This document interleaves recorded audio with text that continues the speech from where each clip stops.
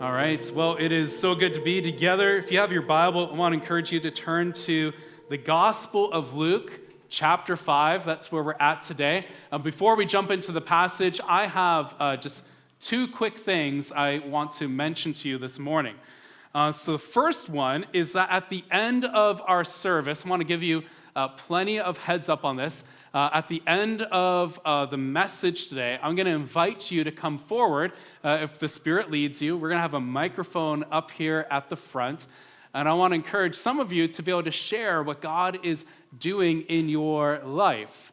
And today, we're going to unpack why we're doing that, but that's coming at the end, so you can feel nervous right now. No, we're not going to force anyone. This is only if the Spirit leads you.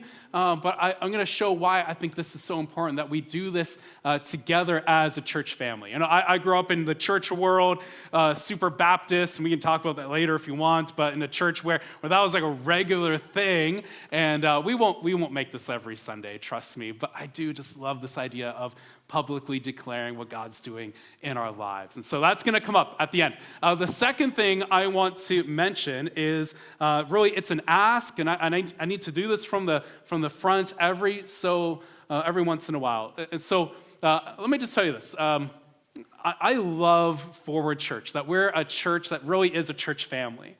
That so many of you, like, this is the church where you've dedicated, where you see this is how you grow as a disciple of Jesus, where many of you serve, where you've said, hey, this is where I want to raise my kids and see them grow in faith, and all that is a beautiful, amazing thing. And part of being a church family is that we serve shoulder to shoulder, side by side. And there's one area right now where I do need to make an ask because I can't do it on my own. So in the morning, because we rent this space that we're in and the back room back there through those double doors is where one of our kids' classrooms is, we have to set up on Sunday mornings. And we've had an amazing team over the past year who have been setting up in this space. And the amazing thing, they've all been students, and they've been awesome. And as students do, they tend to, they grow up and they move, they go away. And right now, our setup team is desperately in need of people because right now, the setup team is a grand total of me. And you don't want that, okay? You don't ever want me to be the only team member because I'm not as good as the rest of you guys. So this is my plea. I need some people to sign up for our setup team. And I got to make this really real. This has to happen because in a couple weeks, I'm going to miss a Sunday. I'm actually going to miss 2 Sundays in a row. And if I don't have people on the setup team, you guys are going to sit on the floor, and you're going to be sad and angry. And maybe we'll never come back, and that will make me sad and angry. So I want to encourage you, if you're able to. Have I made the appeal good enough? Yeah, maybe. So on Sunday morning, setup team, we meet at 7:30, between 7:30 and 8. And it takes about 45 minutes to an hour to set up this space. And so if some of you are able to, if you're man, woman, like whatever, I don't care who joins the team, if you can lift more than 5 pounds, you can probably join the team. The chairs aren't that heavy. But this is a part of how we show love to one another, that we'll be able to set up an amazing space for us to be able to worship together. And so I'm really hoping that we can build up that team again. And again, I'm very thankful for the students this past year who have been really involved in this. But right now, they've moved on and can't do it as they had been in the past. Okay, that's it. That's it for the announcements. Luke chapter 5. Speaking of asks, I want to ask you this question. Well, what is the biggest ask you have ever made? What do you think about that? What's the biggest ask you've ever made? The kind of ask that maybe made you a little bit nervous. The kind of ask where, depending upon the answer that you're going to receive, you know that things are going to change from that point on.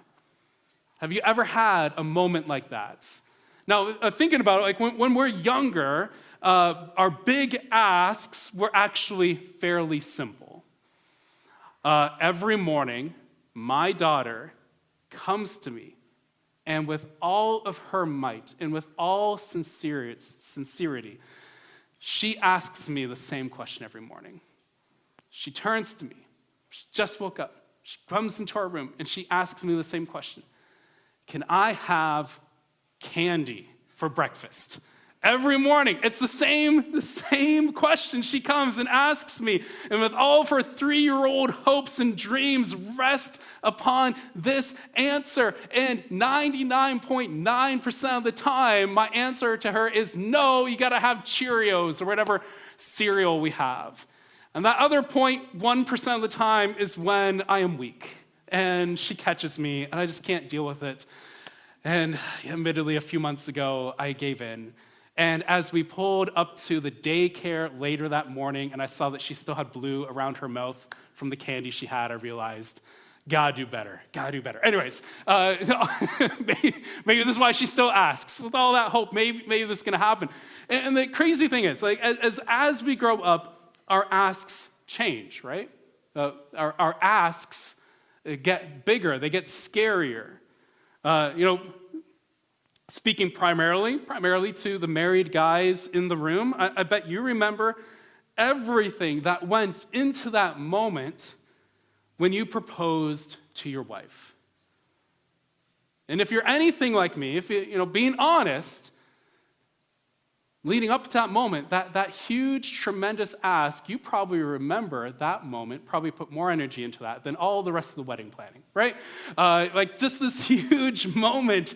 And sometimes life, our dreams, we're dreaming for these answers, and sometimes life gets hard, and we actually begin to dread the answer to the question that we're asking. The patient who asks the doctor if the test results have come back yet isn't always wanting the answer that they feel like might just be coming. When we're kids, these big asks were so much easier. Asking for help was so much easier back then. But as time goes on, we tend to become more self-reliant. We begin to ask less of these questions. But here's the thing I want us to wrestle through this morning. What is the biggest ask you've ever asked God? What do you think about that? What's the biggest ask that you have ever made that we need to run to Him, knowing that He is the one who's able to change and transform our lives? And this is what we're going to look at as we study Luke chapter 5. We're going to come across a man who got to the end of himself. He needed someone to come and rescue him, and he comes to Jesus with a simple and profound question. So Luke chapter 5, starting off in verse 12, this is what we're going to read. Luke 5:12, it says, "While Jesus was in one of the towns, a man was there who had leprosy all over him. And he saw Jesus, fell face down, and begged him, 'Lord, if you're willing, you can make me clean.'" That's the question. And you just pause there. I'm sure he paused, waiting to hear what will Jesus say. How will he respond? Will he push him away like so many others in his life? This man that he has no real connection with up until this point, how will Jesus respond? So he waits. He sees Jesus move, not away from him, but towards him. Verse 13 says, "Reaching out his hand, Jesus touched him, saying, 'I am willing, be made clean.' And immediately the leprosy left him. Then he ordered him to tell no one, but instead says this, 'But go and show yourself to the priest and offer what Moses commanded for your cleansing as a testimony to them.'" In verse 15 it says, "But the news about him spread even more, and large crowds would come together to hear him and be healed of their sicknesses, that he often withdrew to deserted places and prayed." From this story, there are some essential things that we need to learn about who Jesus is and what coming to him with our biggest asks in life look like. So I want to look at this today. The first thing is this. The first thing we need to understand in this passage is that Jesus is able. Jesus is able. All throughout the Gospel of Luke, Jesus has been establishing his power and his authority. This is one of the biggest themes in this gospel. We've said it week after week, and we got to point to it yet again, that Jesus is proving who he is, that he is the Messiah, he's the Son of God, that he is able to go and change things around him. So just last week, we saw how Peter and his friends, his brothers were out fishing, and Jesus called to them and said, go throw your nets back into the water, and they did it, and they get more fish than they ever had caught in their entire lives, realizing there's something profound about who Jesus is. And prior to that, Jesus was healing the sick. He was casting out demons over and over again. We see what Jesus is doing, and at this point in this passage, we see that word about Jesus is spreading. It's the obvious thing, right? If all of this is true, then everyone around them is beginning to talk from town to town. The news is spreading that there is this man who is traveling around, that something is totally unique about who he is, what he is proclaiming, and what he does. And as he travels into different towns, people already knew something about Jesus and something about his power. And that's what caused this man in verse 12 to run to Jesus.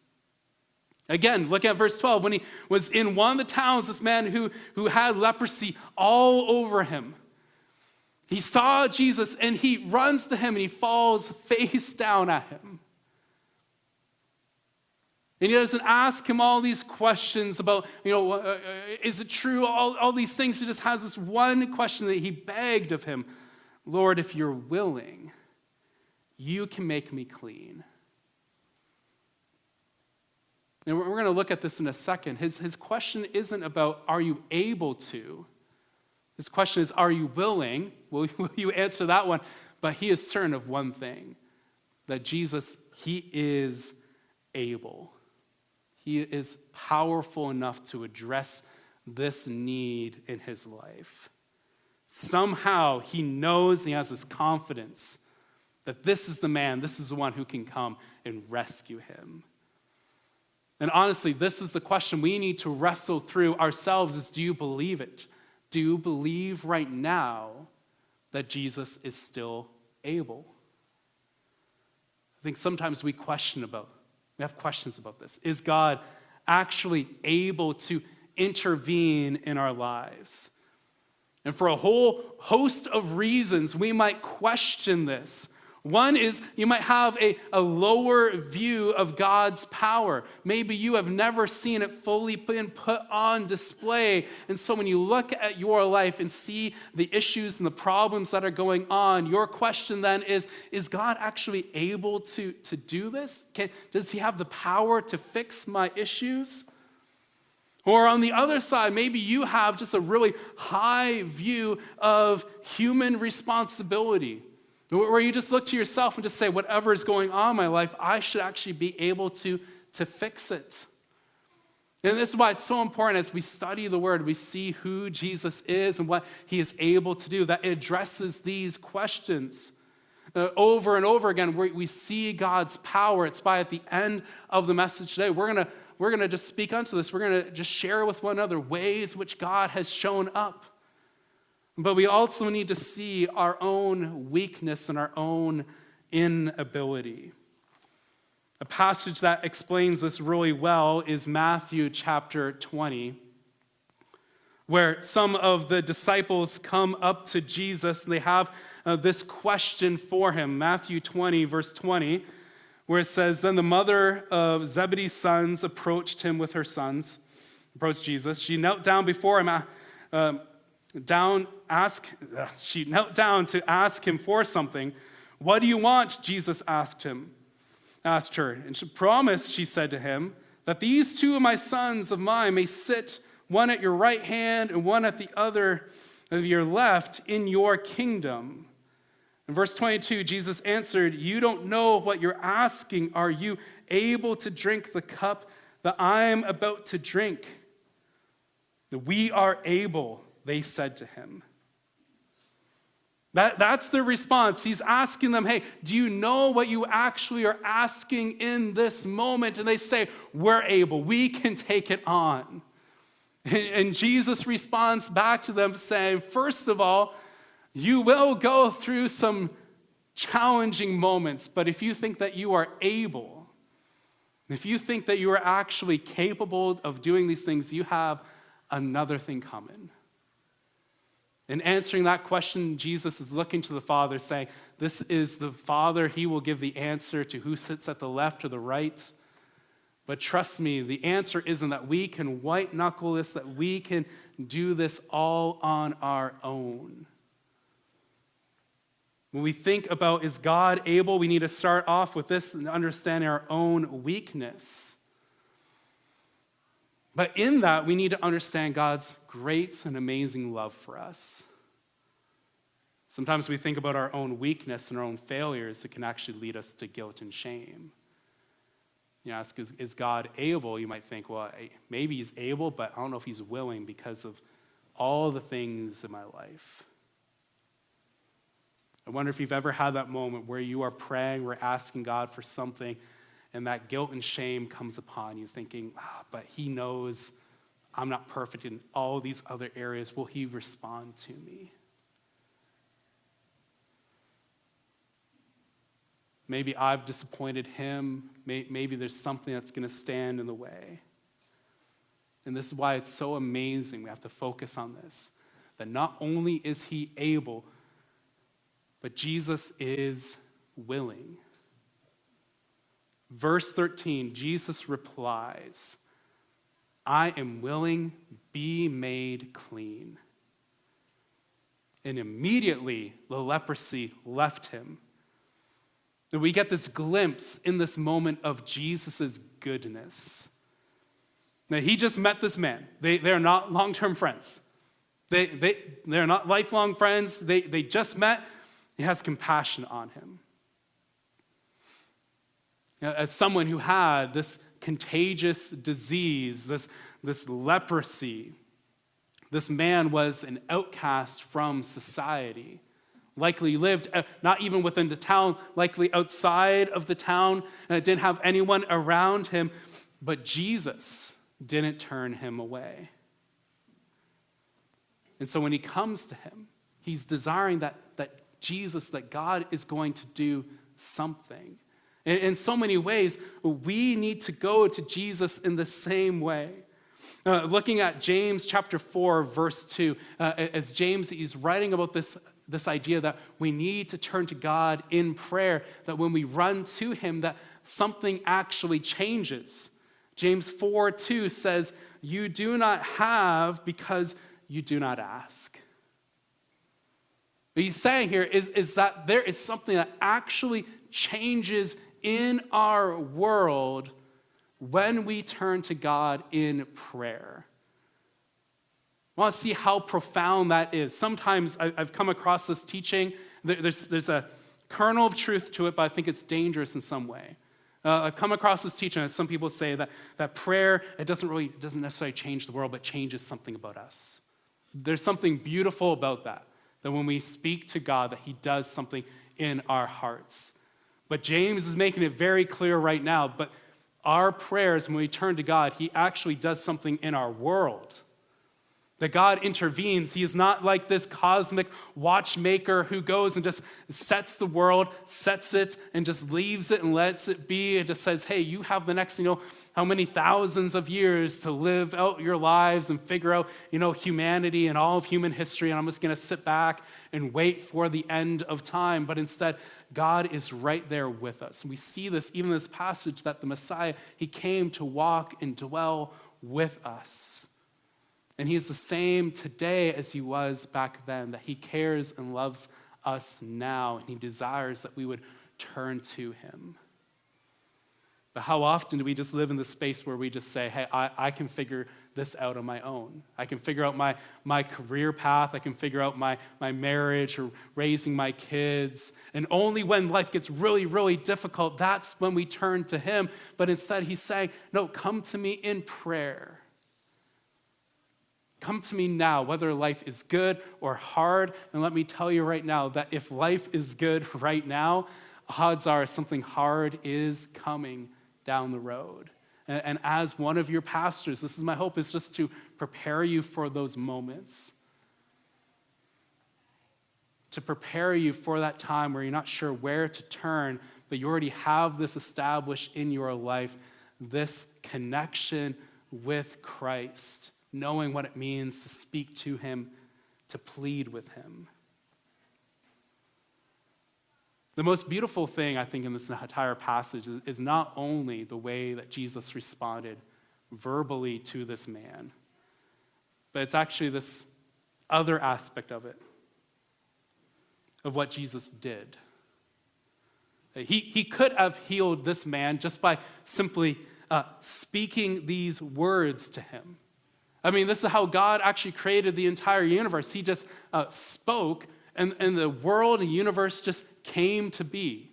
And we see this often throughout Scripture, that he just speaks and it just happens. He calms the storm just by speaking a simple word. And again, he could have just said to him by standing a nice, safe distance from him, I am willing, you are healed. He could have shouted it. But instead, when this man came to him, Jesus took the step forward. He reached out his hand and he touched him.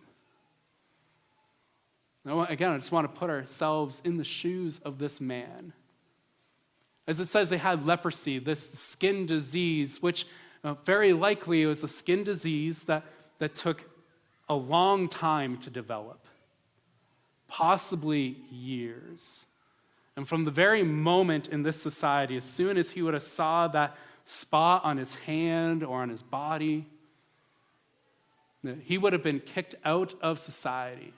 Part of this was for religious cleanliness, but also just for the fact that it's contagious. And modern, medical care wasn't at all a thing back then, and so they're just protecting themselves. And so he had to live outside of the city, and all of his friends, his family members, slowly over time, some of them might have promised at the very beginning, hey, we'll come to you.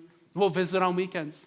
Every single time we'll wave at you from the windows as you walk by. We're still good friends. We still love you. But maybe over time, all that just slowly went away.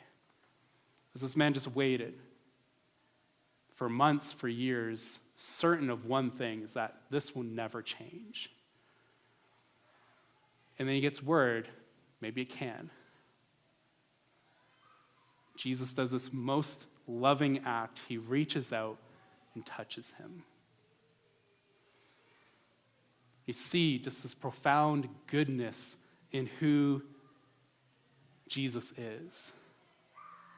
And it's still true today that he is good. And honestly, this is one of the very first challenges towards God's character that the devil ever gave. That he wanted to first draw this division between us and the God of the universe by first questioning, is God actually good? In Genesis 3, the serpent goes to Eve and he asks her this question. He says, look at all these trees in this garden. Is it true that God said you can't eat the fruit from the tree of the knowledge of good and evil? In that, he's asking this question, really at the heart of it is God actually, does he actually have your best interests at heart? Is he holding something back? Even in the midst of all this goodness, maybe he's keeping something from you. And that line of division caused that she would stumble along with Adam, and the rest of humanity would follow down this path. And this is the lie that we have to fight against. We have to fight against this. And admittedly, it's a hard lie to battle. If God is good, this is a question that often comes up. If God is good, then why do bad things happen? Or maybe he is good and maybe he just lacks the ability to actually change things. You've likely heard this challenge before, and admittedly, that's a hard thing to wrestle through. Just this past week, I came across several different stories on different sides of this. One person I talked to, they shared with me an amazing story about how they were really battling with OCD. And it took over her life. It was incredibly hard to deal with. And she just got to this moment where she just, like this man in the story, had to just plead to God and said, if you're willing, take this away. And God showed up. And I heard the story, and I just had to celebrate and just say, this is amazing. I want to share this with the rest of the church. Isn't this amazing that there are times where we plead with God and he just shows up? And then the same day, a friend of mine posted online that his wife went in for surgery. And they removed a mass. And they're waiting. They're waiting for news. Is it cancer or is it not? Right now, this agonizing moment of what will the future hold?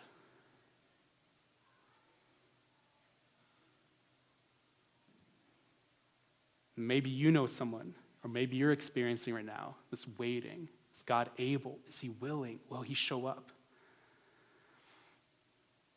It's one of those things that where we can answer intellectually.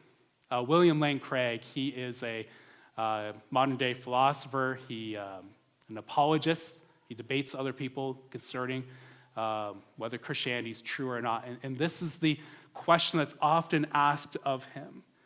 And the answer that he gives is this, is that in those moments where we're wondering, why would these hard things happen? The answer often actually just comes down to, we just don't know fully what God is doing. Maybe we just can't quite see it yet. That's the answer. Which is a hard answer when you're in it in the moment. A perfect example of this is Joseph.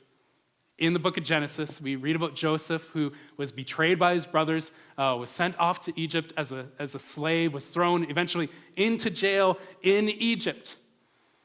And he spent years rotting in this jail, waiting, wondering what's going to happen. And we can read, we can see this in the story. We can flip ahead a couple pages and see what happens in his life, that all this has been orchestrated by God, that he would be in the right place at the right time, that he would be freed from jail, rise up in leadership, and he would be responsible for saving countless lives. And that's an amazing end to his story. But for a season, he was there. He was waiting, wondering what is going to happen next. And that doesn't change if God is able or if he is willing. We need to rest in this. No matter what, we have to rest in this, that Jesus knows what we need. He knows. Sometimes God is able and willing to act quickly. We read stories about this in Scripture, like the parting of the Red Sea, where Moses was standing there with all the Israelites around him. The army was coming up behind him, and he asked God would part the sea so they can walk across. And in that moment, God just shows up in this instantaneous way. And then there's other times where there's a season of waiting. Joseph waiting in prison. The prophet Elijah waiting for years, 3.5 years, as there was drought and famine in the land. Or even in the New Testament, you see how Paul awaited a response from God. 2 Corinthians 12, Paul explains what's going on in his life. 2 Corinthians 12, verse 7, it says, "Therefore, I would not exalt myself. A thorn in the flesh was given to me, a messenger of Satan to torment me so I would not exalt myself. Concerning this, I pleaded with the Lord 3 times that it would leave me. But he said to me, my grace is sufficient for you. My power is perfected in weakness. That's the answer that he received. And Paul probably in that moment was saying, I wanted a different answer. That go and tomorrow you will be made well. But instead, God is saying, I am doing something in your weakness. And that doesn't mean that we can't put our trust in him. Often the hard things that we go through is actually so that God can be revealed in glory. That he can use us in these moments, the things that we walk through, so we can be a blessing to others and that we can point our stories back to him as to what he is ultimately doing in our lives. We can place our full trust in him, knowing that whether it is in this life or the next, that ultimately, Jesus will always show up. As Luke 5 talks about this idea of being made clean, that there's something even deeper happening underneath the story. It wasn't necessarily just about being made clean from the disease that was on his body.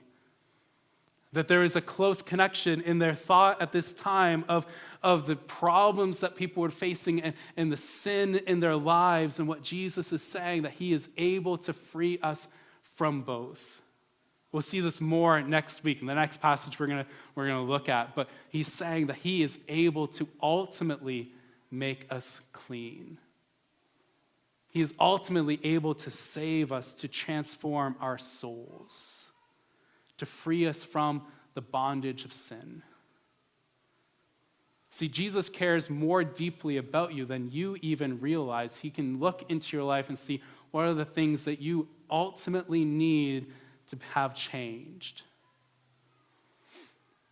And we know this. We know that he cares so deeply about us. We see in Revelation 21, this amazing passage, I turn to it often, where it just clearly says his love for each and every one of us, where it says that ultimately he is the one who will wipe away every tear, that at the end he will do away with all sin and all death, that he will make things perfect.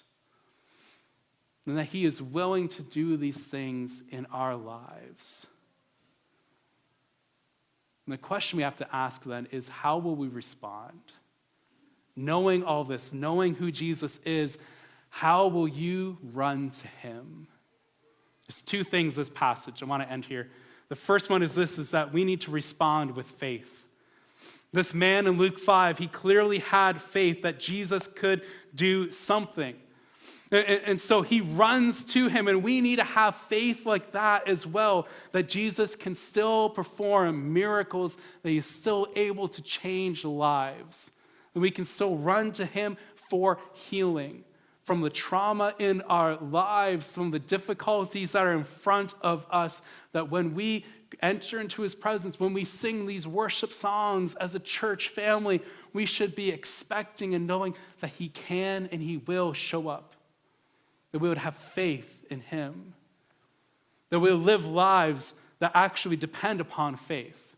Years ago, I came across I was at a conference and a missionary was speaking. He was a missionary in Russia, which is a very difficult place to be a missionary, both now and even back then, where part of his journey was he was traveling all throughout Russia, planting churches and encouraging other missionaries. And so he would spend a lot of time on trains, just traveling all across that incredibly large continent and country. And he explained, often he'd get asked this question, why are you doing these things? And he said he had a very simple answer. His answer was always this, that he didn't want to live his life in a way that didn't require faith. Do you live your life in a way that requires that you would have faith in him? Sometimes we ask this question, I haven't seen God show up, and the question that I have then is, Have you put yourself in the positions where you actually need him to show up?